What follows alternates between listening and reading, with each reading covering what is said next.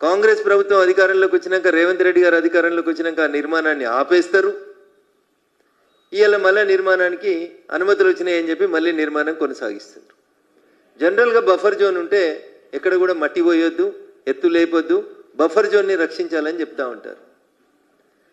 బహుశా భాగ్యనగరంలో జరుగుతున్నటువంటి ఈ అక్రమ నిర్మాణాలన్నీ రాష్ట్ర ప్రభుత్వానికి చూపించేందుకే అనుకుంటా గత వారం 10 రోజులుగా వరుణదేవుడు ఇష్టానుసారంగా హైదరాబాద్కి వరదల్ని తీసుకొచ్చినాడు. సర్వీస్ రోడ్ని అసలు తీసుకోకుండా సర్వీస్ రోడ్ని బంద్ చేసి హెచ్ఎండి అనుమతులు ఎట్లిచ్చిందో రాష్ట్ర ప్రభుత్వ పెద్దలు చెప్పాలి.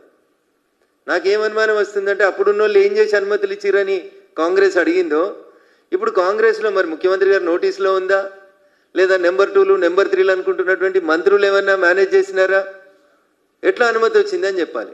అన్న ఈ చిత్రం చూస్తే మనకందరికీ స్పష్టంగా కనబడుతుంది. వాళ్ళు కడుతున్న నిర్మాణం పూర్తిగా నీళ్ళలో కడుతున్నారు. మూసీ నది ఇది ముఖ్యమంత్రి గారి డ్రీమ్ ప్రాజెక్టు. 1,00,000 కోట్లు పెట్టి మూసీ ప్రక్షాళన చేస్తాం, ప్రతిపక్షాలు మమ్మల్ని అడ్డుకుంటున్నాయి అంటారు.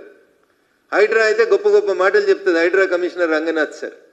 రింగ్ రోడ్ ఎక్కితే సర్వీస్ రోడ్ బంద్ అయింది, నీళ్ళు వచ్చినాయని 4 రోజులుగా రోడ్డు మూసేసిర్రు. నార్సింగ్ దగ్గర మేముండే కాలనీలు అన్నిటికీ రోడ్లు మూసేసిండ్రు. నీళ్లు మొత్తం ఇది ఒకవైపు నుంచి చూస్తే అన్న, రెండో వైపు నుంచి చూస్తే ఏరియల్ వ్యూ మీకు కనబడుతుంది. ఈ బంగ్లా చుట్టూ నీళ్ళే ఉన్నాయి, అన్ని దిశలో నీళ్ళే ఉన్నాయి. ఈ బంగ్లాకి పూర్తిగా ఎఫ్టీఎల్లో కట్టేస్తూ ఉన్నారు. ఇది అన్న మా మీడియా మిత్రులకు విజ్ఞప్తి, ఒక్కసారి మా ఇంటికి వచ్చి ఈ ప్రాంతాన్ని సందర్శించేందుకు పండుగ తెల్లారు రావాల్సింది కోరుతా ఉన్నాం. ఇక్కడ బేసికల్గా కొన్ని ప్రశ్నలు వస్తూ ఉన్నాయి. టీఆర్ఎస్ పర్మిషన్ ఇచ్చింది, మీరు వచ్చి ఆపేసారు. మళ్ళీ మీరు ఎందుకు అనుమతులు క్లియర్ చేసిర్రు? ఏ మంత్రి క్లియర్ చేసిండు? లేదా ముఖ్యమంత్రి గారు క్లియర్ చేసిర్రా? హెచ్ఎండి అధికారులు క్లియర్ చేసిర్రా? ఎంత డబ్బులు చేతులు మారినాయి? నిజంగా రేవంత్ రెడ్డి గారికి చిత్తశుద్ధి ఉంటే మహేష్ కుమార్ గౌడ్ గారు పిసిసి అధ్యక్షుడు అయితే మస్తు మాటలు మాట్లాడుతుంటాడు, మేము ఇది చేసినాం అది చేసినామని. అయ్యా పిసిసి అధ్యక్షుల వారు ఒకసారి చూడు ఈ ఫోటో, మీ ముఖ్యమంత్రి గారి దృష్టికి తీసుకుపోండి. మొత్తం నీళ్ళే ఉన్నాయి మీ మూసిలా. ఒక 12 గేట్లు 4 ఫీట్లు ఎత్తిరు అంతే. ఇవి 12 గేట్లు 4 ఫీట్లు ఎత్తెత్తితే ఇగో ఇన్ని నీళ్ళు ఇట్లా నిండిపోయినాయి బిల్డింగ్ చుట్టూ. రేపు ఈ బిల్డింగ్ కట్టి వాడు అమ్ముకొని పోతాడు బిల్డరు. కొనుక్కున్న వాళ్ళకి 5 ఫ్లోర్ల దాకా నీళ్ళు వస్తాయి దీంట్లోకి. 1 కాదు 2 కాదు, కళ్ళతో చూస్తే తెలుస్తాయి. దీని ఏదో పెద్దగా సైంటిస్టులు వచ్చి రెవెన్యూ వాళ్ళు వచ్చి ఏదో చేయాల్సినటువంటి అవసరం లేదు. మీరు అక్కడికి వచ్చి నిల్చుంటే రింగ్ రోడ్డు మీద నార్సింగి పోలీస్ స్టేషన్కి ఎదురుగా నిల్చొని పోలీస్ స్టేషన్కి అపోజిట్ సైడ్ చూస్తే మీకు ఇంత స్పష్టంగా కనబడుతుంటాయి. రింగ్ రోడ్డుకి 100 గజాలు సర్వీస్ రోడ్ను మింగి కడుతున్నారు. ఎట్లిస్తారు అనుమతులు? ఎట్లిచ్చింది హెచ్ఎండిఏ? పేదోడికి అనుమతులు ఉంటే బ్యాంకు లోన్ ఉంటే కూలగొడుతురు కదా అయ్యా రేవంత్ రెడ్డి గారు.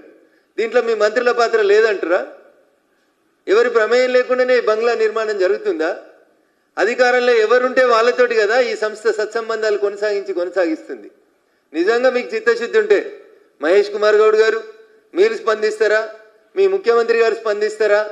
రింగ్ రోడ్ ఒకసారి ఎక్కి నార్సింగ్ పోలీస్ స్టేషన్కి బిల్కుల్ అపోజిట్ సైడ్ ఇప్పుడు కూడా ఉన్నాయి నీళ్లు, ఇప్పుడు కూడా నీళ్లు కనబడతా ఉన్నాయి. ఒక్కసారి వచ్చి చూడండి అని చెప్పి వాళ్ళని అడుగుతా ఉన్నా. మీడియా మిత్రులకు కూడా ఇది తెలియజేస్తా ఉన్నా.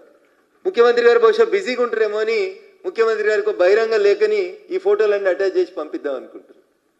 ఒక copy HYDRAA commissioner Ranganath sir కూడా పంపిస్తాను. ఆయన ఏదో చెప్పినట్టుగా కాలేజ్ ఎందుకు తీస్తలేవు సార్ అంటే అందులో చదువుకుంటా పిల్లలు ఉన్నారు అని. మరి ఇంట్లో ఎవరు ఉన్నారు సార్? రంగనాథ్ సార్ దీంట్లో ఎవరు ఉన్నారు? పునాదులు ఎట్లా లేస్తూ ఉన్నాయి? బిల్డింగ్ ఇంత స్పీడ్గా ఎట్లా కన్స్ట్రక్షన్ జరుగుతుంది? హెచ్ఎండిఏ మాట్లాడేది, హైడ్రా మాట్లాడేది, పిసిసి అధ్యక్షుడు మహేష్ కుమార్ గౌడ్ మాట్లాడాడు, ముఖ్యమంత్రి గారు మాట్లాడారు, మున్సిపల్ మంత్రి ఎవరో మీకు అందరికీ తెలుసు. ఎవరి ప్రమేయంతో నడుస్తూ ఉన్నాయి? నెంబర్ 2 మంత్రియా, నెంబర్ 3 మంత్రియా? ఎందుకు జరుగుతూ ఉన్నాయి ఇంత భయంకరంగా? అన్ని దిక్కుల నీళ్ళే వచ్చినాయి. రేపు దీంట్లోకి ఎట్లా పోవాలి? పడవలు వేసుకొని పోతారా? బిల్డర్ మంచిగా ఉంటాడు, మీరు మంచిగా ఉంటారు, మీ పర్మిషన్ ఇచ్చిన హెచ్ఎండిఏలు మంచిగా ఉంటారు, నల్లద్దాలతో చూస్తున్న హైడ్రా మంచిగా ఉంటుంది. కొనుక్కున్న వాళ్ళకి 5 ఫ్లోర్ల దాకా నీళ్ళు వస్తాయి. మీరు ఒకసారి ఫిజికల్గా విజిట్ చేయండి అన్న, మీకు ఇది గూగుల్ ద్వారా ఏమైనా ఇబ్బంది అనిపిస్తే. కొన్ని వీడియోలు కూడా తీసుకొచ్చినాం దీనికి సంబంధించి, ఈ నీటి ప్రభావం ఎట్లుందని. 10 రోజులు తిరిగేసరికి ఒక ఫ్లోర్ వేసేస్తుండను ఆయన. వర్షాలు వస్తే మళ్ళీ అందరూ చూస్తారని చెప్పి 10 రోజులు తిరిగేసరికల్లా కొత్త స్లాబ్ వచ్చేస్తూ ఉంది.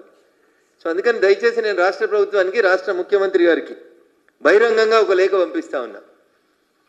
మీ మూసీ కళ, మీ మూసిని శుద్ధి చేయాలనేటువంటి కళ పేదోడి ఇళ్లను కూల్చేందుకేనా? పెద్దోళ్ళకి ఇట్లా అడ్డదిడ్డంగా మీరు అనుమతులు ఇవ్వచ్చా? 1,00,000 కోట్లు పెట్టి మీరు మూసిని ప్రక్షాళన చేయాలని కలగంటున్నారు కదా ముఖ్యమంత్రి గారు. మరి ఈ బంగ్లా ఎట్లా కడుతున్నారు? కొత్త బంగ్లాలు ఎట్లా వస్తున్నాయి? మూసి పరివాహక ప్రాంతంలో, FTLలో, బఫర్ జోన్లో పోలీసు వాళ్ళు కేసు నమోదు చేసి ఛార్జ్షీట్ కూడా వేసిర్రు. దీని అద్దులు తొలగించబడ్డాయి అని వేసిర్రు వాళ్ళు ఛార్జ్షీట్లో. మీకు కావాలంటే 13th municipal magistrate court Rajendar Nagar అత్తాపూర్లో ఉన్న కోర్టులో